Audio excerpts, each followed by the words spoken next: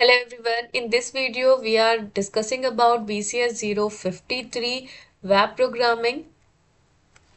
We have already discussed about question number first का A part and now we're discussing about question number first का B part. Explain the uses of any 5 HTML elements which are used in form design.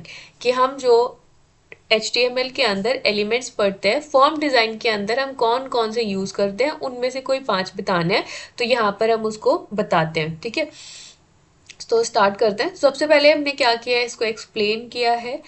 Explain the uses of any 5 HTML element which are used in the form design. तो यहाँ पर HTML form are essential for gathering input from user on the web page.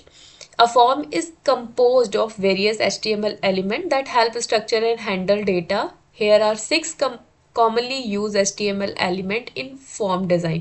तो यहाँ पर 5 लिखे हुए हैं, ठीक है, आप चाहे तो 6 वाला यूज करो, नहीं लिखो, आपकी मर्जी है। 5 आप एक्सप्लेन करेंगे।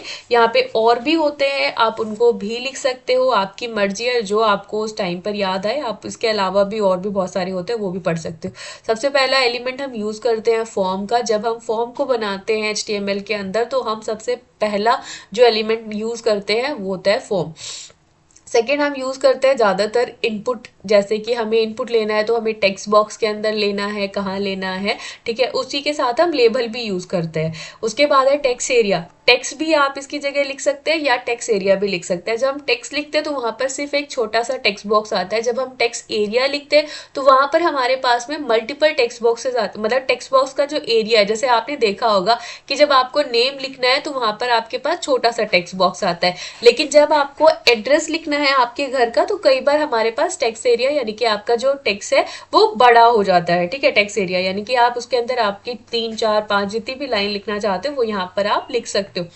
सेलेक्ट यूज करते हैं, बटन यूज करते हैं एंड लेबल यूज करते हैं। एक एक करके इनको एक्सप्लेन करते हैं और इसका थोड़ा छोटा सा कोड भी देख लेते हैं। अब फॉर्म को हम यूज़ करते हैं तो फॉर्म का सबसे पहला है कि जब हम फॉर्म यूज़ करते हैं तो हमें ऐसा कंटेनर प्रोवाइड करता है ताकि हम उसके जो फॉर्म के अंदर जितने भी और फर्दर एट्रीब्यूट जो भी एलिमेंट्स हैं वो सब हम यहाँ पर यूज़ कर सके। तो जब हम इसका एग्जांपल देखते हैं तो form, action, submit, method, post, from, element, go, here. ठीक है, अब यहाँ पर सबसे पहले हमने क्या किया, ये जो फॉर्म था उसको हमने यूज किया। ठीक है, फॉर्म एलिमेंट हमने बनाया और उसको क्लोज किया। फिर users, the form element wrap all the control, जैसे इनपुट है, बटन है, और भी हमने बहुत सारे पढ़े, तो उन सभी एलिमेंट को एक उसके अंदर मर्ज कर देता है, मतलब रैप कर देता है। And determine how the data is submitted to the server, की अब ये देखता है कि जैसे आपने इनपुट बॉक्स के अंदर क्या डाला है, बटन के अंदर क्या इन्फॉर्मेशन आई है, तो ये सारी इन्फॉर्मेशन ले जाकर सर्वर को देता है। फिर सर्वर इस डेटा को कैसे देखेगा कि कहाँ पर किसको किस तरीके से अरेंज करना है, मतलब कहाँ पर लेकर जाएगा, तो बैकएंड में कहाँ पर डेटा जाएगा। ठीक है, तो ये फॉर्म हमें ये प्रोवाइड करता है। अब इसके बाद में हमारा एलिमेंट है इनपुट। इनपुट में आप क्या करता है, the most versatile form element use to capture a variety of input, जैसे कि टेक्स्ट हो गया, पासवर्ड हो गया, नंबर हो गया, फाइल अपलोड करना हो गया, ये सारी चीज़ें हम इनपुट में यूज़ करते हैं। अब इसका कैसे एग्जांपल है, जैसे सबसे पहली चीज़, जब आप यहाँ पर देखो टेक्स्ट लिख रहे हो ना, तो यहाँ पर आपकी बहुत सारी चीज़ें आ सकती हैं। जैसे आप यहाँ पर टेक्स्ट लिख सकते हो, टेक्स्ट आएगा तो टेक्स्ट बॉक्स आ जाता है, पासवर्ड लिख सकते हो, रेडियो बटन लिख सकते, रेडियो लिख सकते हो, चेक बॉक्स लिख सकते हो, सबमिट लिख सकते हो। तो यहाँ पर अलग अलग तरीके के आपको इनपुट मिल जाएंगे। तो यहाँ पर इसका छोटा सा एग्जाम्पल कि जो इनपुट टाइप है, फिर उसके बाद आप टेक्स्ट लिखोगे, नेम यूज कर सकते हैं कि क्या उसका नेम आएगा, place holder, enter your user name. उसके बाद में इनपुट टाइप के अंदर जैसे यहाँ पर हमने टेक्स्ट लिखा था, यहाँ पर हमने पासवर्ड लिख दिया, तो ये सारी चीज़ें हम यूज़ कर सकते हैं। अब यहाँ पर देखो इनपुट टाइप के अंदर हमने सबमिट लिख दिया। अगर आप रेडियो लिखोगे तो रेडियो बटन आ जाएगा, चेक बॉक्स लिखोगे तो चेक बॉक्स आ जाएगा। तो इस तरीके से इसकी वैल्यू जो है मतलब अलग अलग आती है, इसके टाइप होते हैं। ये हमारे इनपुट के एट्रीब्यूट्स हैं। अब इसके बाद में टेक्स्ट एरिया, जब हम टेक्स्ट एरिया डिफाइन करें, देखो अभी हमने यहाँ लिखा था टेक्स्ट, तो यहाँ पर हमारे पास छोटा सा बॉक्स आएगा, लेकिन जब हम टेक्स्ट एरिया लिख रहे हैं तो मल्टीपल लाइंस को हम यूज करेंगे।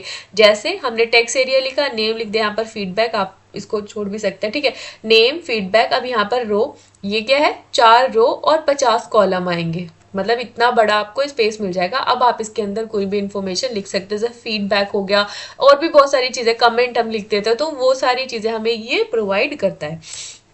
सेलेक्ट में कई बार क्या होता है, हम ड्रॉप डाउन चीज यूज करते हैं। जैसे कई बार आपने डेट ऑफ मतलब देखा होगा कि अगर आपको DOB चाहिए, डेट ऑफ बर्थ, तो वहां पे हम क्या करते हैं, इसका ज्यादातर यूज करते हैं। या फिर कंट्रीज सिटीज के नेम में अगर आपको कोई सेलेक्ट करनी है बहुत सारे ऑप्शंस में से, तो हम इसका यूज करते हैं। अब यहाँ पर कैसे यूज करेंगे इसको, सेलेक्ट नेम कंट्री, ठीक है, ये हमारा उसके अंदर लिखा हुआ है कि हमें कंट्री का नेम सेलेक्ट करना है।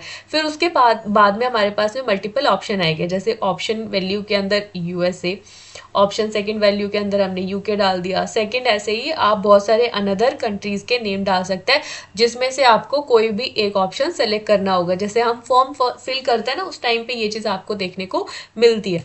इसके बाद है बटन। जब हम सबमिट करते हैं तो उस बटन के ऊपर क्लिक करने के बाद कौन सा चीज़ हो, ठीक है। तो जैसे कई बार आपने देखा होगा सबमिट होता है या फिर रीसेट होता है या कोई दूसरी चीज़, ठीक है, यानी कि उसको दोबारा से रीसेट कर देना, सबमिट कर देना, या कोई दो और चीज़ें, नेक्स्ट पेज पे जाना, प्रीवियस पेज पे जाना, तो इन सब की क्या है, उसके अंदर कनेक्टिविटी की हुई होती है। जैसे हम बटन पे क्लिक करेंगे तो हम दूसरी जगह पे चले जाएंगे, पर उसके बैक एंड पे इसका काम होता है कि हम अगर इस पे क्लिक करें तो इस बटन से ये वाली चीज़ लिंक हो। तो यहाँ पे क्या है, जैसे हम बटन टाइप कर रहे हैं तो यहाँ पे हम सबमिट पे क्लिक करेंगे तो हमारा जो काम होगा वो सबमिट जैसा होगा, पर ऐसे ही बना देने से नहीं होगा, बैकएंड पे इसकी प्रोग्रामिंग और भी करनी पड़ेगी।